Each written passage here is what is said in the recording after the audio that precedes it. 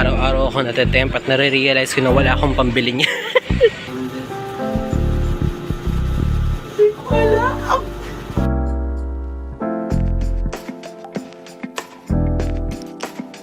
Which is hindi ko na pinakita sa inyo kasi malalaman niyo kung nasaan ako. May isang clue lang ako.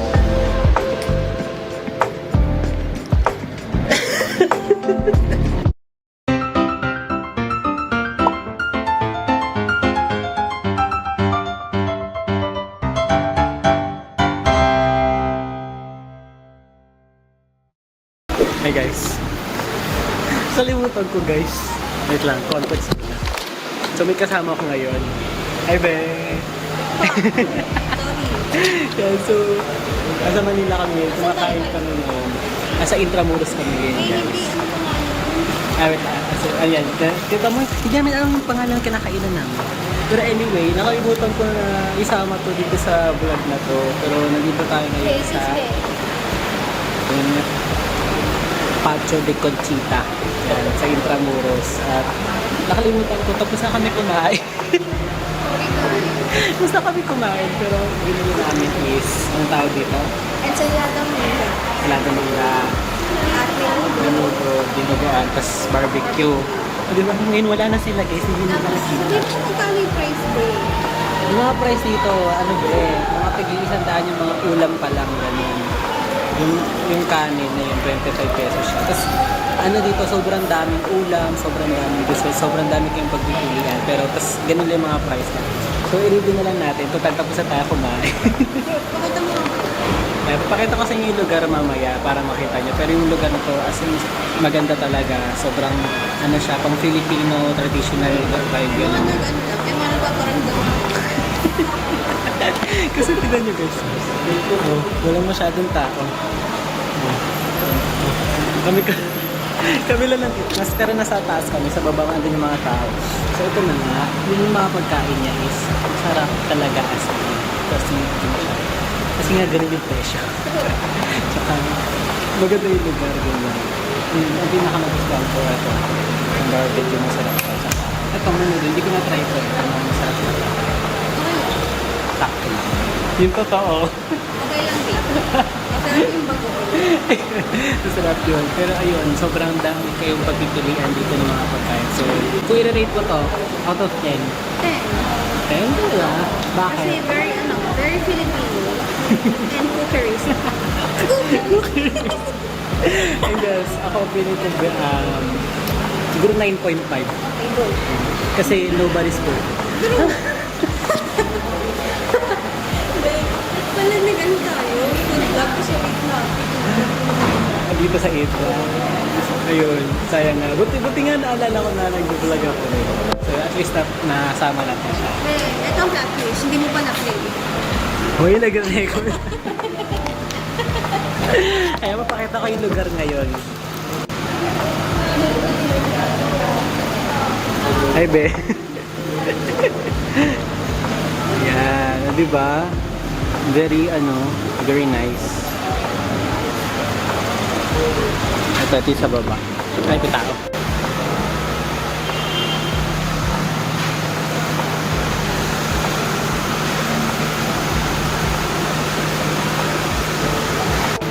So, yun na nga guys. That's it for... Ano yung pangalan din mo? Patio de Conchita. Patio de Conchita. Conchita. Ayun na.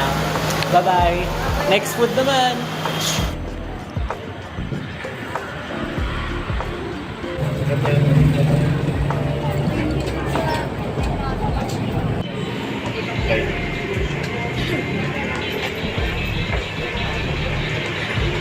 Okay guys, so this is Jazzed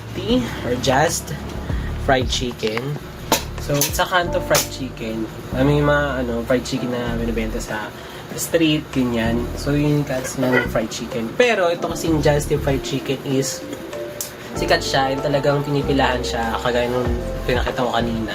So may pila talaga siya. And itong na to, nakita ko lang to sa isang YouTube video. And nakita ko dun na malapit lang siya dito sa door ko. So pununtahan ko na din. And ngayon pa lang parang parang natutuwa na agad ako kasi ayan, ito yung binili ko, yung kanilang quarter leg. So yung prices nila is from 32 to 65 na walang rice. So ayun, tatry natin siya ngayon kung masarap ba. And kanina habang sineserve ko yung gravy, ito yung gravy nila. So sila yung gumawa nito and ang sarap niya. Grabe.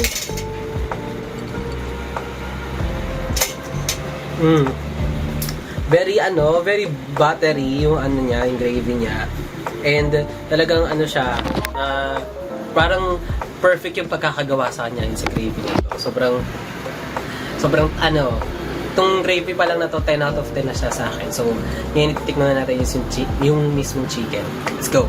So, ito yung kanilang quarter leg. Yan. So, sila talaga yung sariling timpla nila to, ganyan. Sariling timpla nila. Feeling ko fresh chicken ginamit nila. So, tikman na natin siya ng wala pang gravy.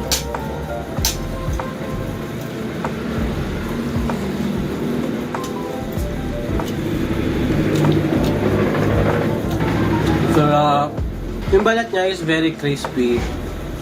Yung lasa niya is, medyo may spice talaga siya.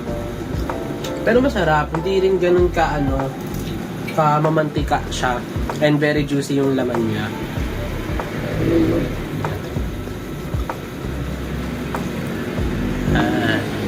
So, try naman natin ng may gravy.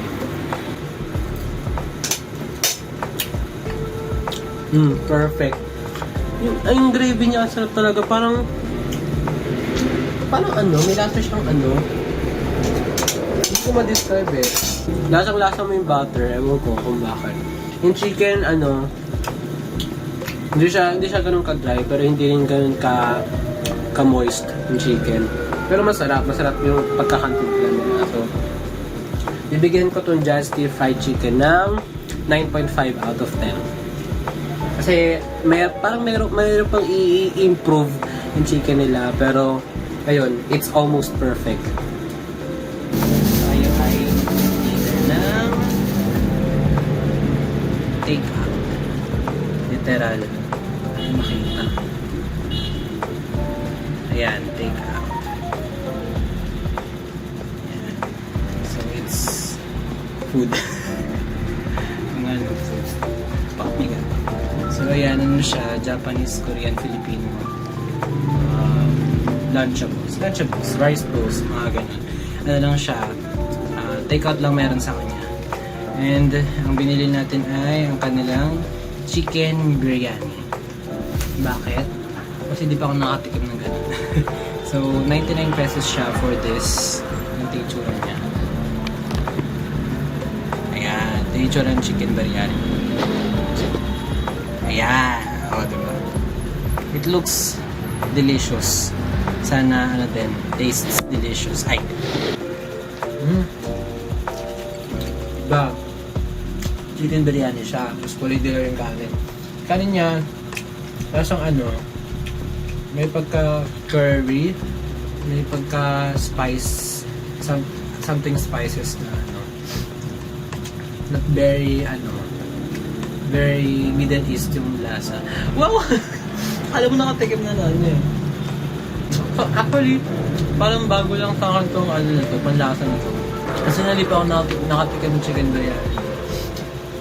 So, hindi ko masabi kung ba siya, kalasa ng legit na chicken biryani. Try naman natin yung chicken. Medyo matapang yung lasa niya. Matapang! Walang kwenta mag-describe. may pagka-curry yung niya, lasa niya. Very strong yung yung spice ba ng chicken biryani. Hindi malasa siya. So, hindi ko talaga makampil sa chicken biryani. Pero, kung tatanungin niyo ako if hanapin ko siya, hindi masyado kasi very unusual sa akin yung lasa niya. I mean, it's fine, but hindi siya parang gusto ko ulit ng ganito. So, I'll give this an 8 out of 10 for the take out. Yun lang talaga yung pangalan niya para sa chicken biryani nila. Alright guys. Mukha kong pero hayaan nyo na. Ay! Hindi napansinin yung itsura ko.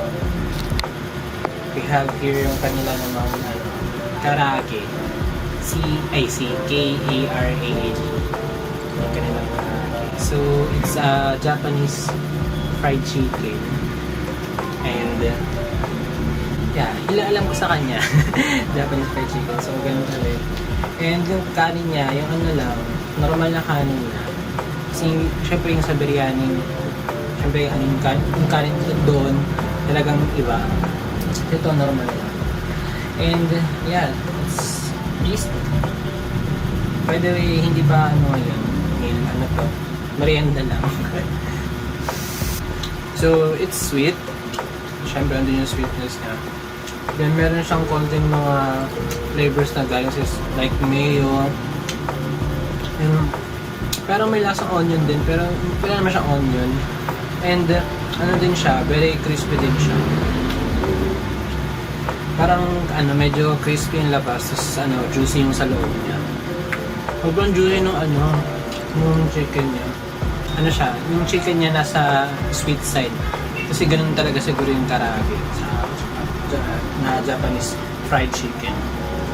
And by the way, itong karage pala yung kanilang best seller. So, I think I can see why naman. Masarap siya.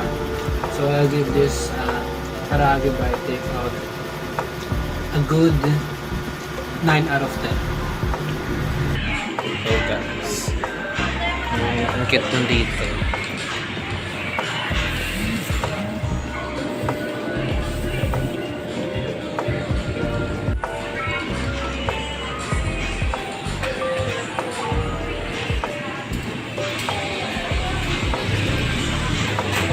So guys, tayo ay galing sa Miswa. Hindi na makita. Ayan. Miswa. Definitely ang highlight ng store nila yung kanilang noodles, siguro, dumplings, ganyan. Pero hindi yung binili ko.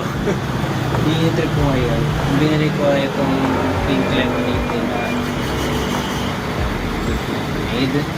And yung kanilang sisig with rice. So let's open it.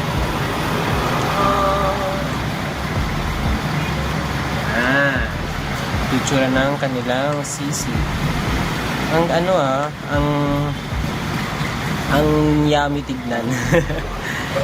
So ito yung kanilang sisig. And ito lang pa, 99 lang pa. Tapos yung pink lemonade is 39. Try muna natin ng walang sauce.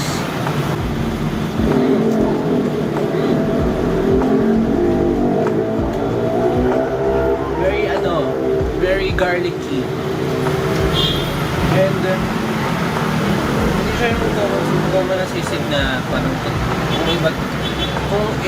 iba't ibang parts ng mukha ng bago. Ito yung lang, yung basic lang, like yung laman, tsaka taba. And meron siyang parang parang mga flakes. So, masarap siya kahit ng sauce. Tapos malambot din yung meat nila. Just very good pa. Ito naman yung sauce nila. Parang toyo lang yan. Tignan naman natin ng may sauce. Toyo nga lang. Ay, hindi. Toyo mansi. Hindi naman siya nasa dry na part. Actually, medyo may acid din siya. Pero masarap kasi mainit. Saka malambot ng kape. Malapit na. I'll give it a good 9 out of 10. Kasi itong pink lemonade nila, although parang lang to, parang medyo commercialized na yata to pag ganito. Pero tikman pa rin natin.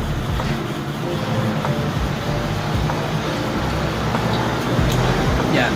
Yung parang commercial nga na pink lemonade. So, yeah. That's it for Miswa noodles and rice. Alright, guys. Finally, we have sum treats. Yung kanyang packaging. Bakit finally kasi ito yung pinakamalapit sa akin, pero ito yung pinaka huli kong nabili as of now. And yeah, ito yung controversial. Kasi ito yung kalaban ng isa, itong angkong. Ito yung silang dalawa, yung debatable na siomai sa Sampaloc, Manila. Right now, matetest na natin. Sino pa talaga? Ay, wala. Mukhang walang gano'n. So ngayon yung i-rate na natin na itong dim sum treats. So ito yung kanilang packaging. Simple lang. At ang binili ko ay yung kanilang special siomai and pork and quail siomai. So ito siya. Ayan, itsura niya. And yeah, so kulay dilaw sila parehas. So I think ganun lang din. So ito, lumabas na yung quail egg nung ilan. Lumabas na yung ilan. So tikman na natin. So tikman natin siya ng wala munang sauce. Bali ang sauce nila ano lang, toyo siya kalamansi. Yung special siomai nila is 60 pesos. And kapag may rice, 105. Binili ko yung walang kasamang rice. Para makarami ako ng rice. And yung pork and quail is 65 pesos naman. Tig 4 pieces sila. Unahin natin yung special siomai nila. I'll get it out ng special. Ayaw focus. Yan. Ito yung ano nyan. Ano ba maliwanag? Ayaw. Ayan, so ito siya. Ito yung special siomai niya. So, very, very meaty siya. Hindi lang ako sure kung anong meat. Pero, parang nasa ano siya, nasa side siya ng pork or beef. Ano rin siya, medyo moist din siya, pero yung tama lang. Hindi siya crispy siomai kasi nga, malamang, hindi naman to fried. So, lagyan naman natin ng sauce. Although ano lang naman to, toyo mansi lang naman. But, tingnan natin kung magka-complement sila. Ay!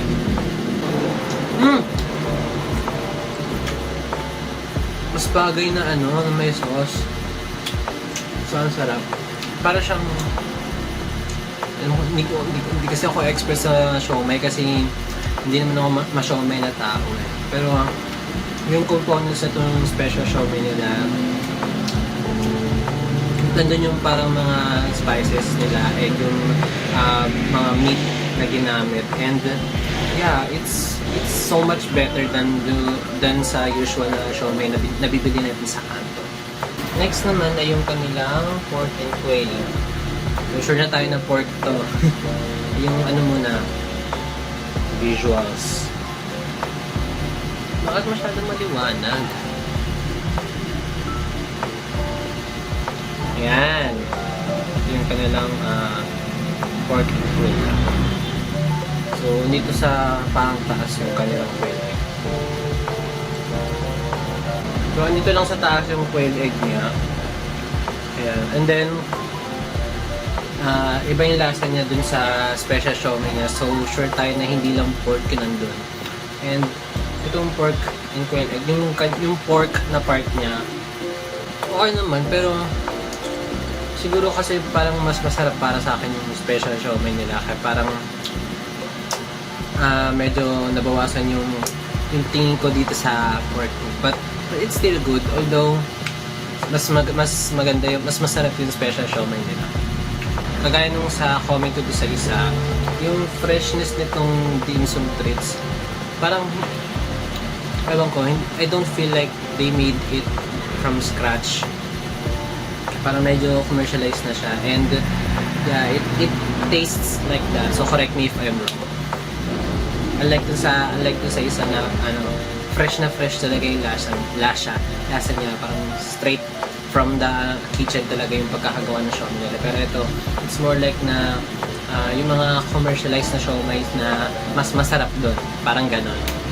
So, I'll give dim sum treats a good 8.9 over 10. It's fine, it's good, but yeah, I think mas ano pa siya, may ibe-better pa siya. I don't know din sa ibang mga flavors, but for the special siomai and pork and quail egg, yun, I'll give it an 8.9. Although masarap talaga yung special siomai nila.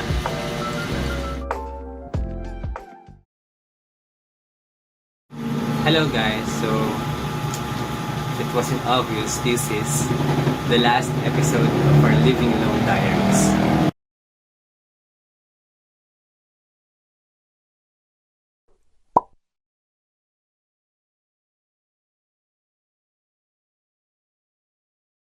Tayo ay mag-move out na. Tayo ay babalik na sa Cavite! Kung gaano kahirap yung pag-move in, gano'n din kahirap yung pag-move out. Grabe. Ngayon, babalik na natin sila dito sa Baksa. Oo. Grabe. Hindi makapaniwala. Alis na ako dito.